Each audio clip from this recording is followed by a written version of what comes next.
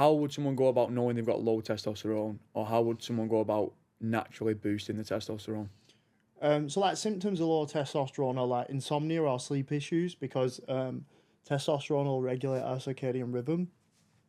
Like hair loss, poor recovery. So like DOMs all the time and struggling to recover. That'll be linked to like poor sleep, because if you get poor sleep, you'll not recover, and therefore you'll get more inflammation. You'll feel worse. You'll perform worse in the gym. Struggle to build muscle tissue because of the recovery aspect. Testosterone helps the body recover. So obviously, if we're not producing as much of it, then our recovery capabilities are going to be lowered. Libido as well. If you've got a low libido, I'd probably say like them are the main four. Yeah. So like sleep issues or disturbances or insomnia, hair loss, poor recovery, lack of ability to build muscle tissue, and then what was the last one? Low libido. Low libido. So if someone's suffering from all those, they should have a think about the testosterone levels. Yeah. So they would think about like you may have low test. Like if you've got all of them, it's pointing towards you may have it. Yeah. So what would you do? Is I'd probably just get a comprehensive blood panel. The reason I'd say a comprehensive one, where it would be give us a full blood count, a liver panel, kidney panel, hormone panel, thyroid panel, iron panel. What's the other one? Anyway, maybe one more. I can't remember off the top of my head. Because if you have low testosterone, we want to find what's driving that. Is it nutrient deficiencies caused by a gut issue? Is it that you've got poor blood sugar, poor blood glucose management, so you're getting chronic inflammation throughout the body, which is causing like to break a chain within like the synthesization of testosterone. So there's a few different ways what could cause low test. And a comprehensive blood panel will show us whether you've got low test, but also where it's been driven from. Yeah. So what's driving the testosterone to be low? Like, it could just be that you've just done a fucking extreme diet and your test is going to be rock bottom. Yeah. So then someone could go about fixing that issue that's causing low test, and that'll help build the testosterone back up. 1,000,000%. And then what supplements could someone have, or what foods could someone eat to then help naturally boost the testosterone? So like I go at this in a way of like, because obviously as we've just discussed, it would depend what's driving it.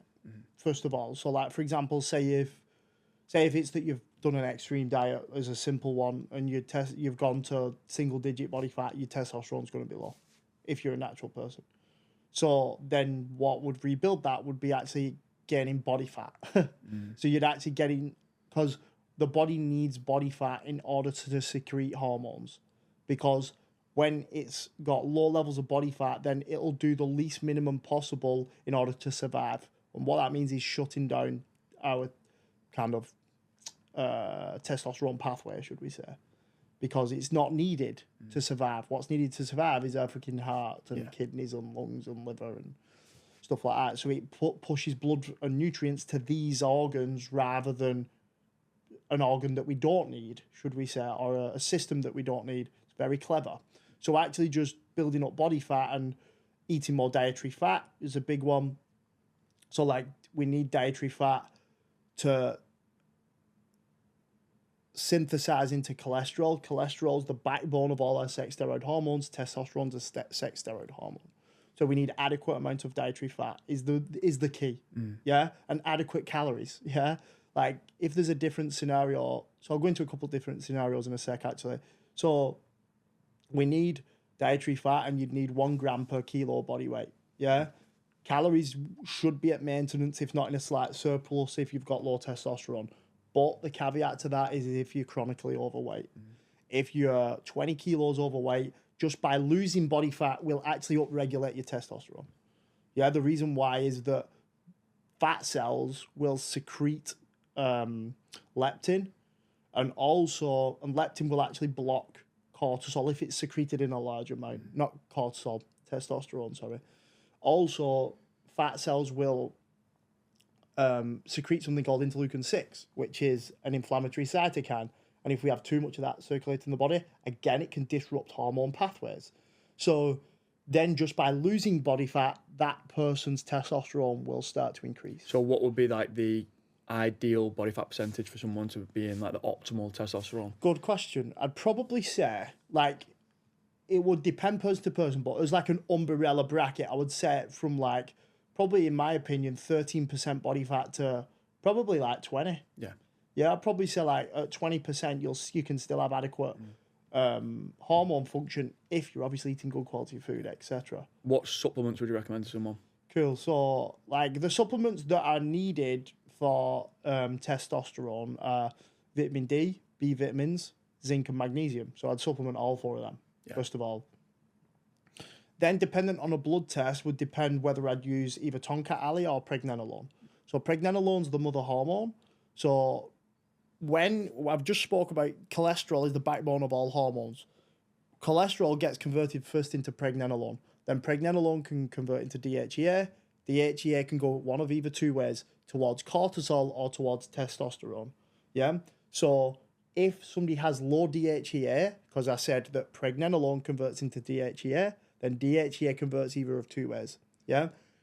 If they have low DHEA, I'd supplement pregnenolone because pregnenolone is going to convert into DHEA. So they produce more. Yeah, you're going to produce more, and then it's going to more than likely, if you manage cortisol, go towards testosterone. So manage stress. Manage stress. If somebody has, so we have something called sex hormone binding globulin. So what this does is it's a sex hormone that will bind to different hormones to carry them around the body. So if somebody has low sex hormone binding globulin, first, I'd have a little bit of a look on the blood test why that is low. But what you could supplement is Tonka Ali because it'll help with the transportation of sex hormone binding globulin.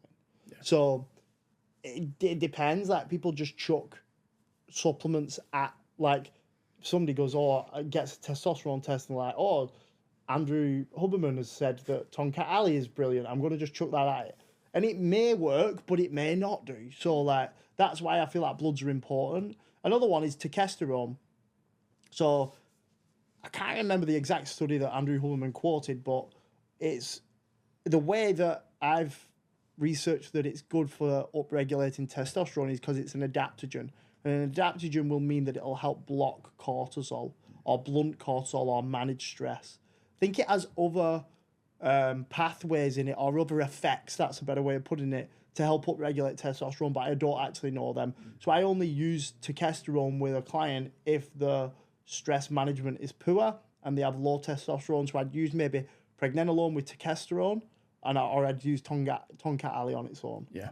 So they're the main supplements for testosterone. They're the main, like I'd say, the most important ones though, Dilla, are vitamin D, zinc, and magnesium. Yeah, and people need to realise that supplement in itself, the word, is to supplement what you're already doing. Like, if you just chuck supplements at yourself and you're eating shit quality food, you are wasting your money. Wasting money, yeah. You are wasting your money. Like, just don't even think about supplements. Think about nailing down nutrition 90% of your week and then turn to supplements if something's not working. If you've not already, please click the follow button on Spotify. Please click the subscribe button on YouTube. And I look forward to hearing your feedback.